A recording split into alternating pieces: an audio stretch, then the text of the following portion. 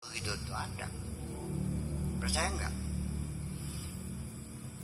Kanjeng Nabi jenggotan, dia wajib pakai jenggot.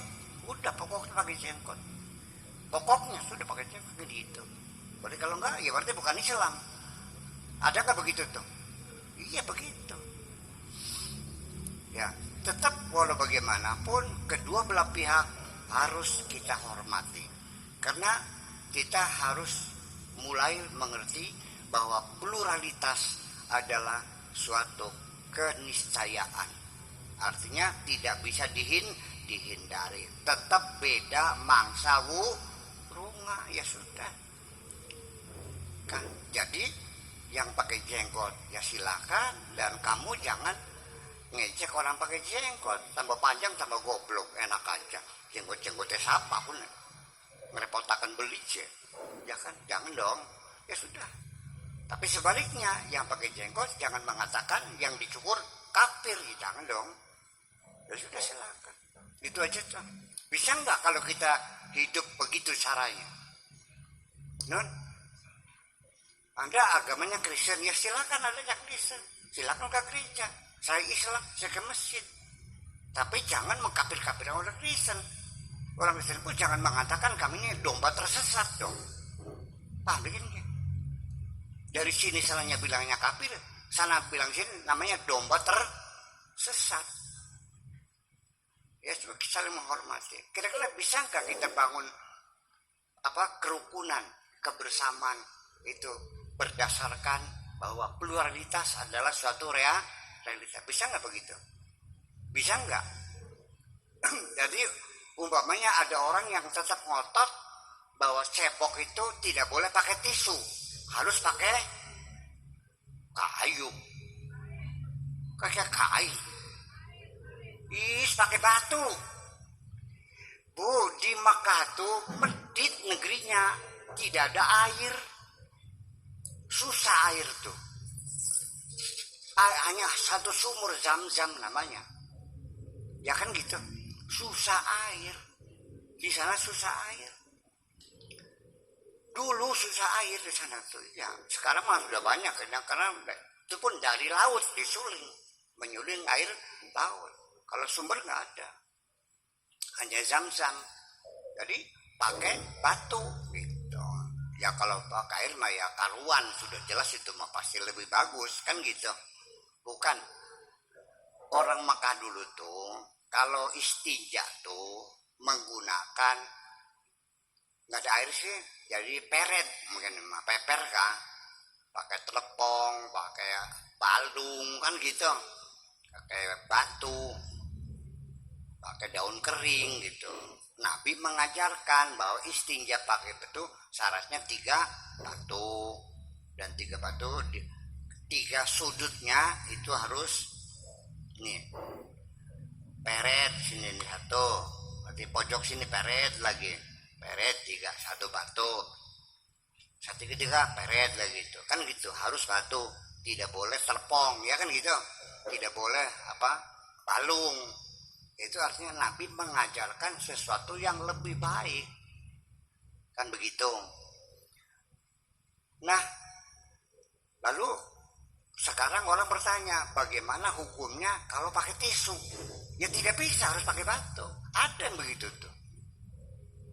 Nah sampai kalau cebok pakai batu, pakai tisu. Kalau nggak ada air, pakai tisu. Ada yang mengatakan tidak boleh pakai tisu, sebab Nabi tidak pakai tisu. Ya iya, belum ada tisu waktu itu mah. Ada begitu tuh, ya kan begitu. Jadi ya seperti itulah. Jadi pengen letterlek apa adanya, tidak kepada maqasidus syar'i. Makanya begitulah. Nah, makanya dalam memahami ayat bagaimana mendamaikan keluarga itu, ya menurut saya, menurut pikiran saya, ini saya tidak pernah memutuskan, yaitu hendaknya maqasidus syar'inya yang kita pegangi, tidak letterleknya itu, paham nggak? Iya, jadi jangan harus pertama dinasihati karena fa'iduhunna dinasihati. Kalau nggak nurut lagi, fahjuruhunna fil madaji, suruh tinggal di kamar sendirian, nggak usah ditemani, biar kapok gitu kan. Kalau nggak nurut, fadribuhunna, pukul saja, tampak sekalian. Nah, itu. Kemudian kalau nggak nurut juga akhirnya disidang bersama-sama keluarga besar kan gitu. Ya tidak seperti itu maksud saya. Maka Syedusar ini begini artinya, bahwa itu garis besarnya, bahwa kehidupan berumah tangga ini harus kita perjuangkan keutuhannya sampai titik darah penghabisan. Jangan terlalu mudah melakukan perceraian. Paham Pak?